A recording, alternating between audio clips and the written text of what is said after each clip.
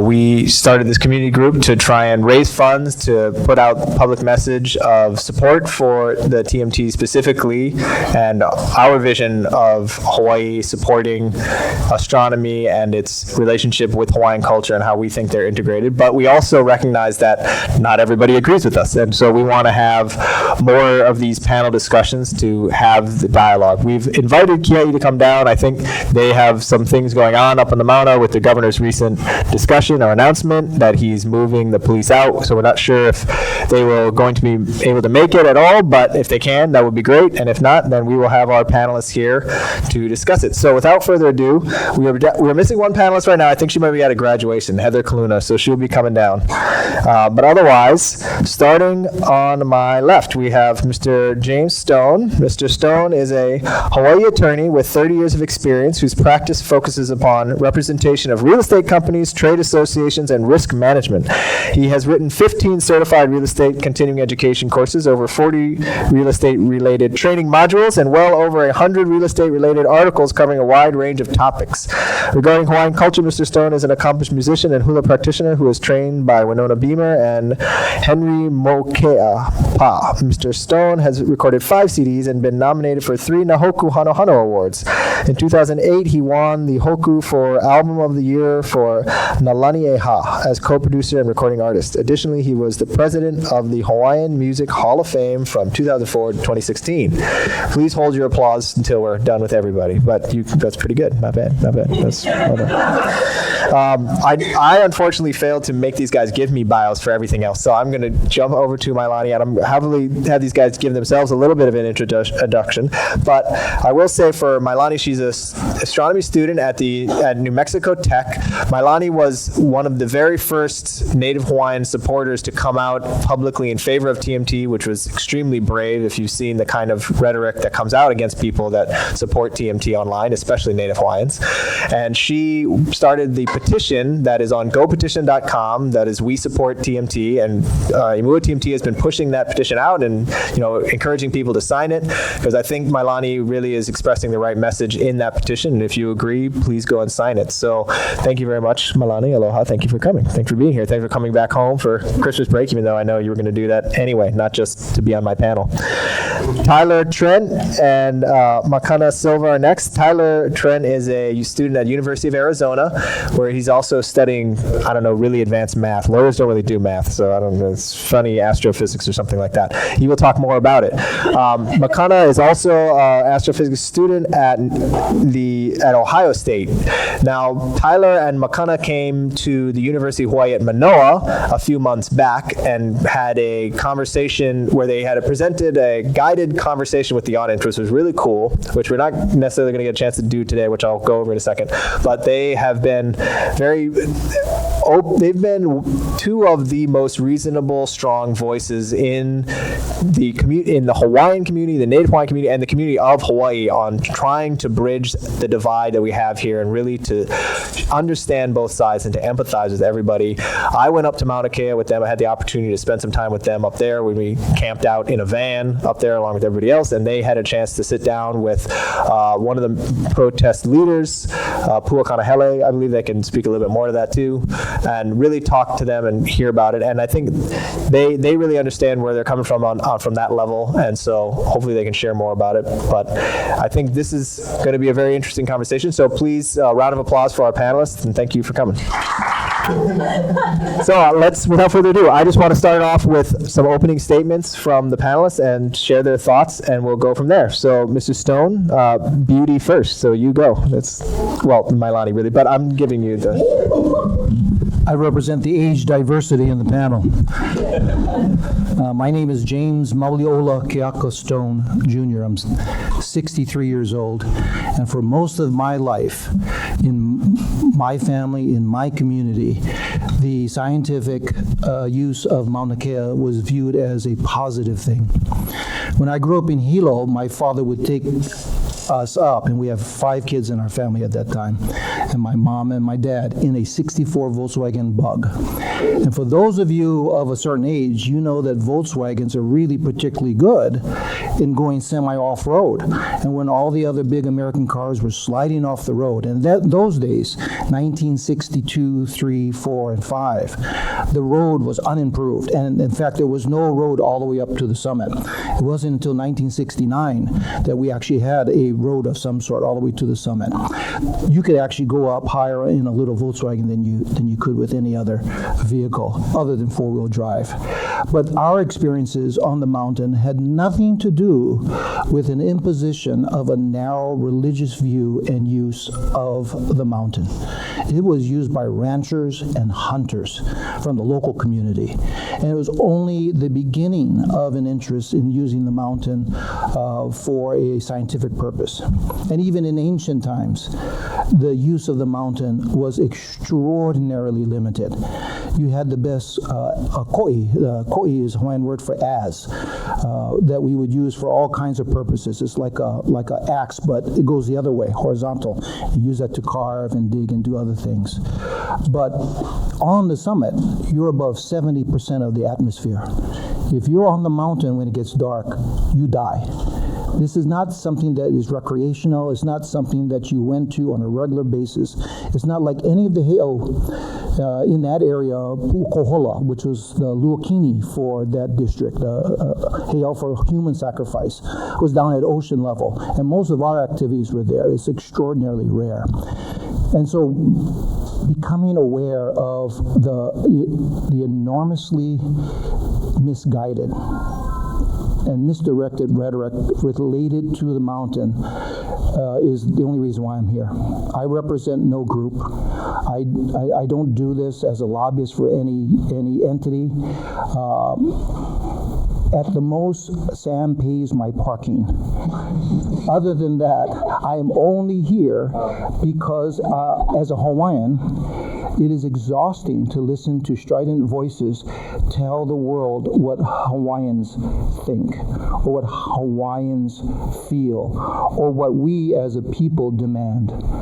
It is so foreign to my experience as Hawaiian to listen to some of the rhetoric, some of whom are my friends. Some who are now no longer my friends, they tell me, because of a different point of view. That is antithetical to Hawaiian culture. We were the most open culture. You could not be excluded from the culture, with rare exception. Our queen was 3/4 Haole, if you look at Queen Emma. This is not a culture that excluded. Everything we did in our culture was designed to include as many people as possible. That's something that we probably have to talk more about. Thank you.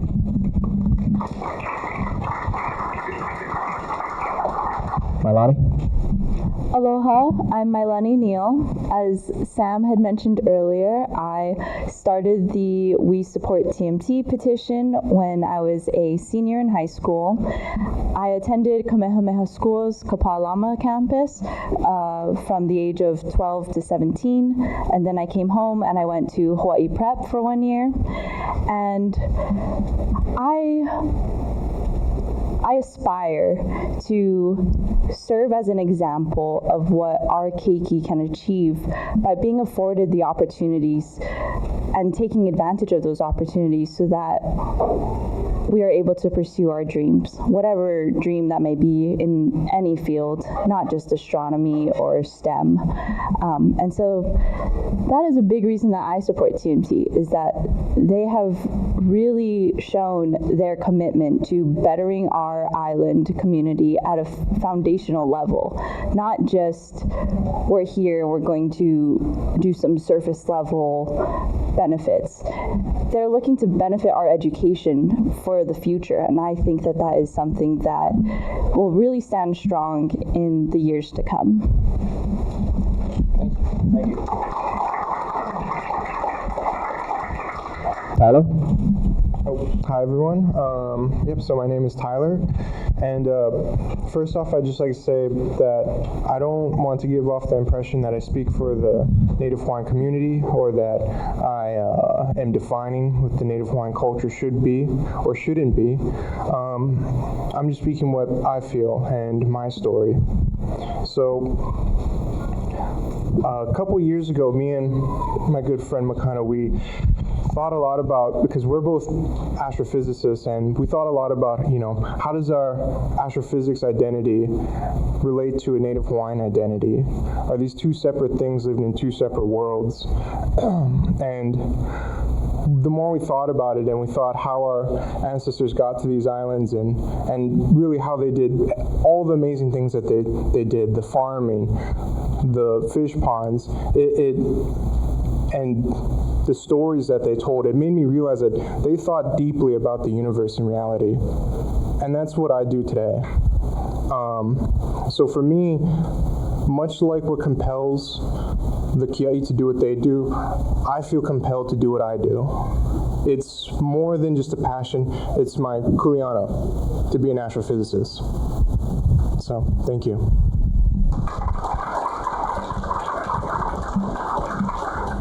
Makana, opening thoughts?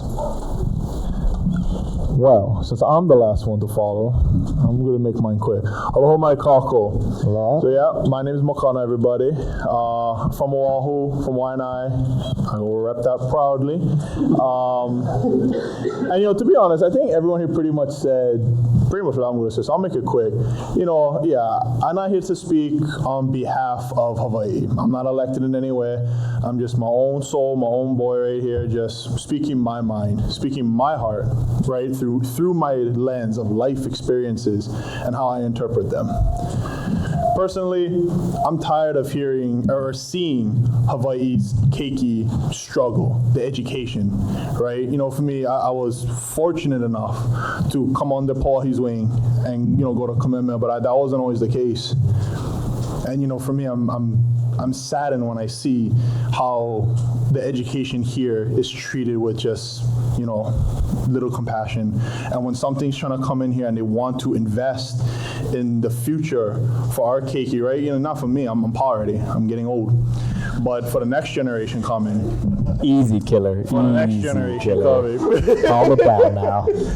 For the next generation coming, I think we, our legacy is what we leave behind for them, a brighter future than what we have now. And I do truly believe that TMT is going to help with that. That's just one aspect, right? The legacy we leave for our keiki.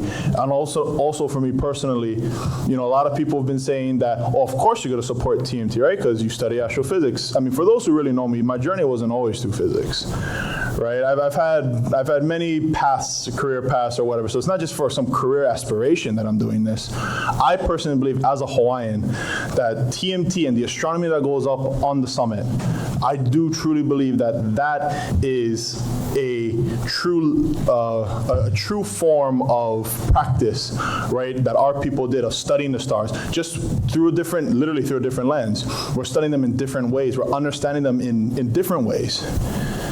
Right? And what better way to pay respect, what better way to live out that legacy than to continue the work that's going up on there, perpetuate the work, and to share it with the world, with the stamp that it came from Hawaii, that was done by Hawaiians.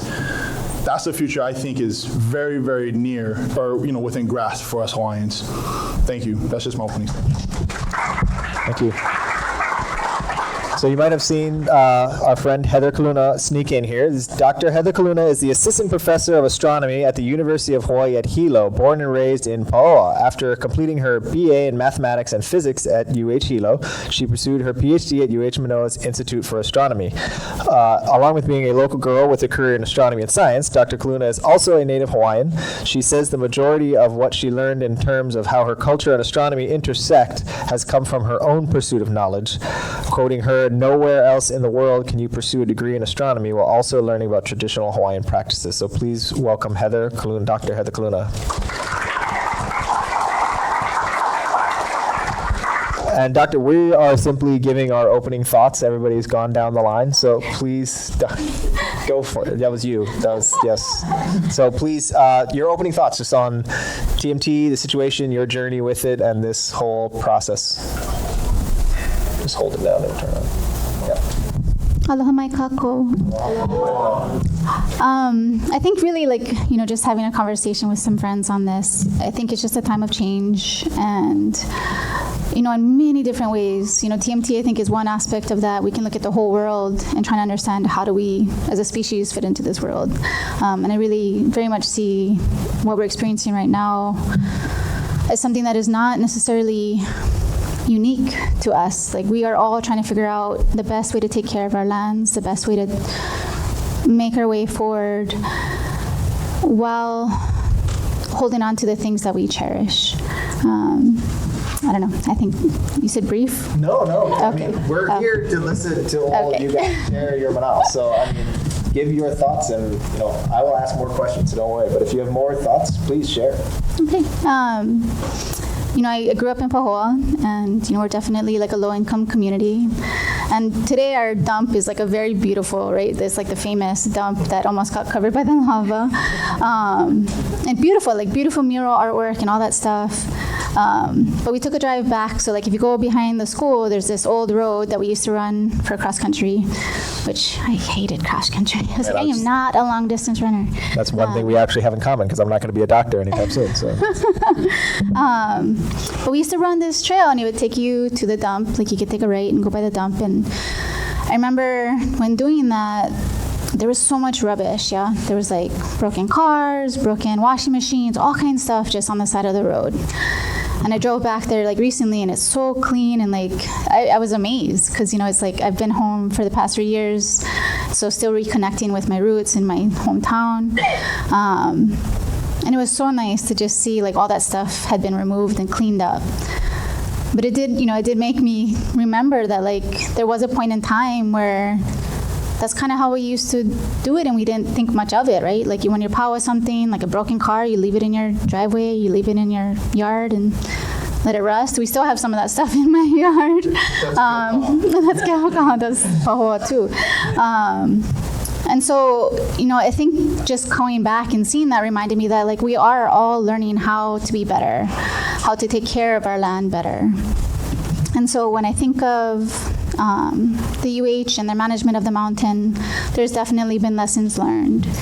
But I think that's no different than the rest of us. And I think we're all learning, and we all have to give each other space to learn. But we do need to be there to remind each other of this is how we can be better. And so I think that's very much the great stuff that has come out of these conversations, is all trying to grow together and find a positive way forward.